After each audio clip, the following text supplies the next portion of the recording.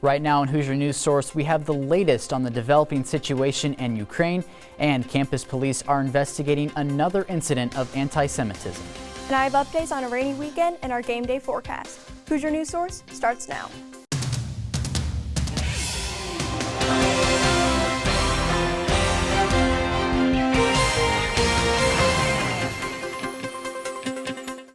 Hello and welcome to Hoosier News Source. I'm Ashton Hackman. We're beginning the show today with a special Around the World focusing on Russia's invasion of Ukraine. HNS reporter Olivia Oliver joins me now with the latest updates. Thanks, Ashton. Last week, Russia began its invasion of Ukraine and has since been advancing on major cities inside the country. Leaders of each country met Monday for peace talks, but no clear resolution was reached. Russian troops are moving towards major cities as residential areas are becoming war zones. Western countries have imposed sanctions, and even Switzerland, known for its neutrality, has taken a stand and frozen Russian assets. Now, a 40-mile-long Russian convoy is heading towards the capital city of Kiev, where explosions have already been reported. The fighting so far has left at least 136 civilians dead, according to recent UN estimates. Due to the invasion, Ukrainian citizens have been fleeing the country. Hundreds of thousands of Ukrainians have flocked into neighboring countries like Poland and Romania. Many business owners in the neighboring countries have donated food, water, or even converted buildings into makeshift shelters. Those fleeing have left behind most of their belongings, bringing along a bag or two of necessities, their family, and even their pets. According to the UN Refugee Agency, over 600,000 people have already fled, while many are still sheltering in place. In response to the ongoing invasion, protests have erupted around the globe in support of Ukraine. Places like Poland, Brazil, Spain, Israel, and even here at IU have seen large gatherings in support of Ukraine and against Russian aggression.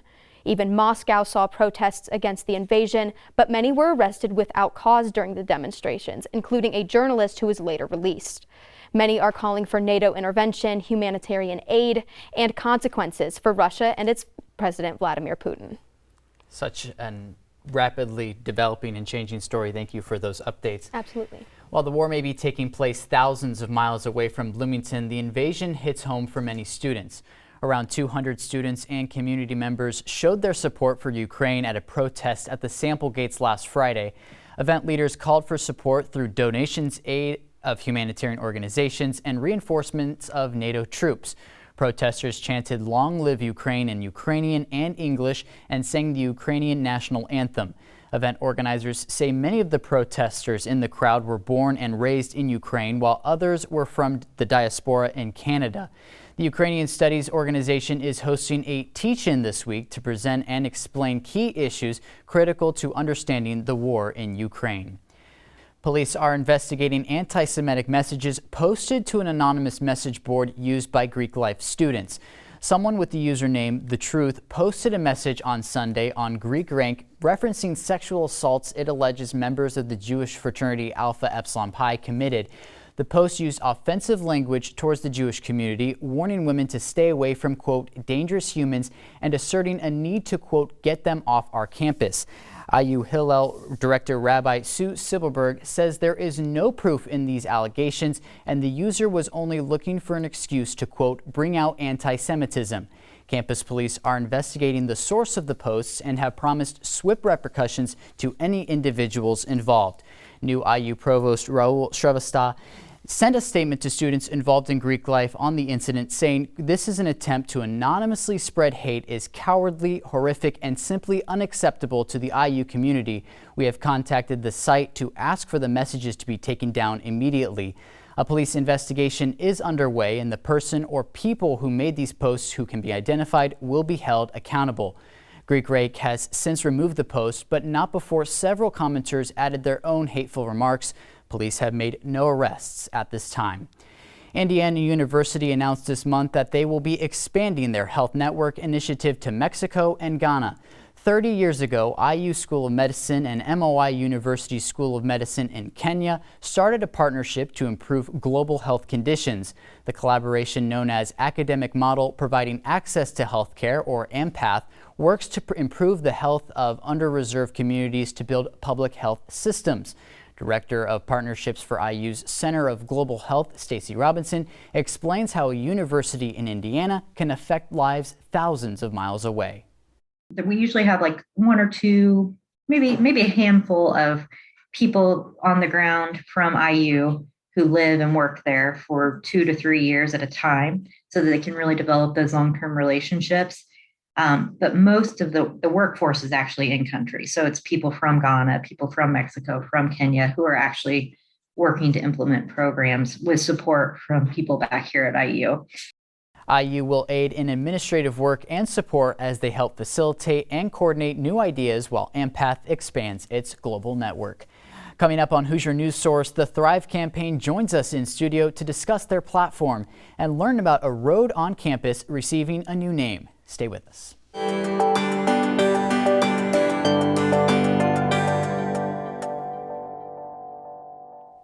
Welcome back to Hoosier News Source. I am here with IUSG presidential and vice presidential candidates Kyle Seibert and Belle Pastore from the Thrive campaign. Thank you for joining us today, guys.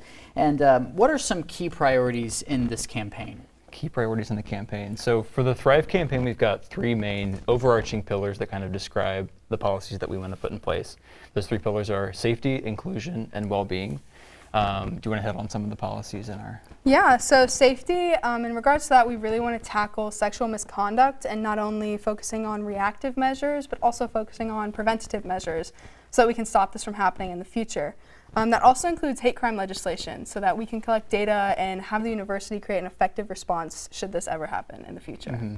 Yeah. You want to hit inclusion? Sure, yeah. Inclusion for us means building a home for everyone here on campus. Belle and I met in the Civic Leaders Center in Briscoe. That's a learning community in Briscoe. And for us, it really helped us shrink this big campus down to 50,000 down to our home of 100 or so people. So our belief is that everybody should feel that same way on campus. And so we want to use our platforms in IUSG to help promote building community on campus and also spotlighting a lot of the underrepresented and diverse groups of people that we find on this campus too. You both mentioned, the rise of sexual assaults on campus, having a more inclusive campus. What other parts of IU do you think need improvement apart from those?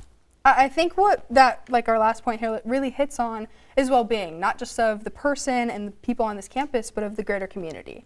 So that tackles sustainability as well as mental and physical health. I mean, CAPS gets overworked all the time. How can we ease that burden? How can we make students feel like they do have a place to go? And one of the biggest things for us that we're really excited to look into is putting grad students to complete their practicum hours in culture centers so that we can really meet students where we're at and give them a comfortable space while also helping grad students complete their hours so that they can go into the workforce and be prepared. Mm-hmm.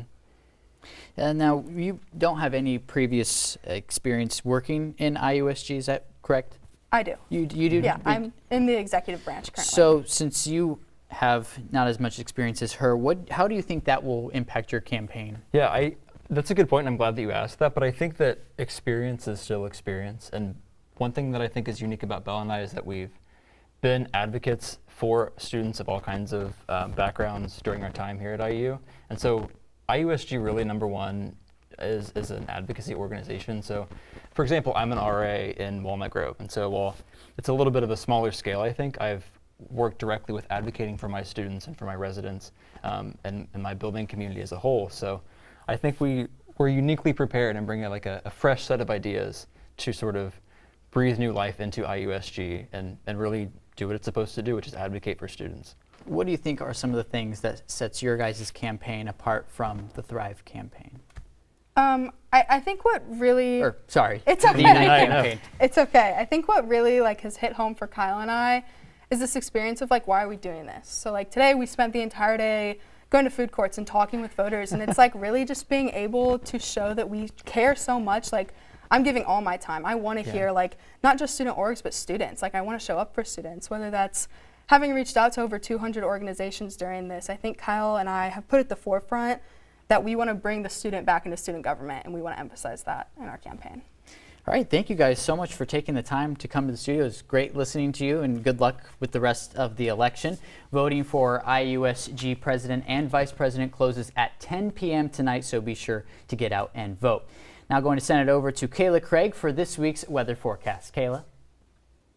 Thanks, Ashton. Looks like much of the Midwest is in for a rainy weekend. Here in Bloomington, we can expect upwards of 2 inches of rain and maybe more, so you'll definitely want to keep an umbrella or rain jacket handy. Let's see what's in store for the rest of the week. After a warm and sunny Wednesday, temperatures will drop to the upper 40s before rising into the weekend, where we'll get into the upper 60s on Saturday. Saturday evening, we'll see rain begin and maybe even some thunderstorms. Rain will still be likely Sunday, and we'll be left some rain chances to start the week. Now let's take a look at our game day forecast. If you're going to the IU versus Rutgers game on Wednesday, you might want to leave your winter coat as you head out the door. It'll be in the mid to upper 50s, dry, and a little breezy as you head to Assembly Hall, with temperatures only dropping a few degrees to the low 50s as you leave the game. Stay safe, enjoy the warm weather, and have a great week. Ashton, back to you. Thanks, Kayla. The IU Board of Trustees has voted to rename the Jordan Avenue extension. Earlier this month, the city renamed the university-owned portion of Jordan Avenue to Eagleson Avenue. The extension between 17th Street and North Fee Lane will be renamed David Baker Avenue after former IU professor David Baker. Baker was a professor in jazz studies at the Jacobs School of Music for more than 4 decades and was nominated for a Pulitzer Prize and a Grammy Award. Baker died in 2016. Construction crews continue to work on the latest addition to the southeast side of campus. The Stephen and Connie Ferguson International Center will house classrooms and support for international studies. The project has a $17.5 million price tag, and it is an extension of the Global and International Studies building. The center is set to open this coming July. This Friday, TEDxIU will be hosting its 7th annual conference in person for the first time in 2 years. The conference will be held at the Buskirk Chumley Theater starting at 6 p.m. and feature 7 different speakers from all over the country. The title of the conference this year is Playground, and it covers ideas of imagination and wonder. Tickets can be found online at TEDxIU.com, and all attendees will have to show proof of vaccination or a negative COVID test per BCT and Monroe County COVID guidelines. Keep going. Kara Adams joins us now with the latest news on IU athletics. Kara. Thanks, Ashton. It's been a busy week in IU sports, as winter sports are wrapping up and heading into the postseason, while spring sports are finally getting underway. The Indiana men's basketball team got back on track this week with wins against Maryland and Minnesota. These wins were vital in Indiana's hopes of going dancing. Strong performances from Xavier Johnson and the return of Rob Finney against Minnesota helped give the Hoosiers the push to victory. The Hoosiers will take on Rutgers tonight at 7 for senior night. The Indiana women's basketball team had a tough end to their regular season, losing 3 straight games in a row. With 2 back-to-back losses to Iowa and then to Maryland, the Hoosiers finished 5th in the Big Ten, giving them a first-round bye in the Big Ten tournament. They will take on the winner of Rutgers and Penn State tomorrow. The Hoosiers will need strong performances from Grace Berger and Allie Patberg to get back on track as they head into the postseason. The men's swim and dive team won the Big Ten championship this past weekend. Led by diver Andrew Capobianco and swimmer Brendan Burns, this marks the program's 28th Big Ten championship. The women's swim and dive team placed 3rd, and both teams will head to Atlanta on March 24th for the NCAA championships. Taking a look at what's coming up this week, the men's baseball team will play at Missouri State this weekend, and the Indiana women's softball team will play both Valparaiso and Western Illinois twice at home this weekend. And lastly, the Indiana water polo team will play in the Harvard Invitational. It's a busy weekend in IU sports, so be sure to cheer on all your Hoosier athletes. Ashton, back to you at the desk. Thanks, Kara, and thank you for watching this week's episode of Hoosier News Source. Be sure to follow us on Instagram and Twitter at IUSTV News. I'm Ashton Hackman from Bloomington, Indiana. We'll see you next time.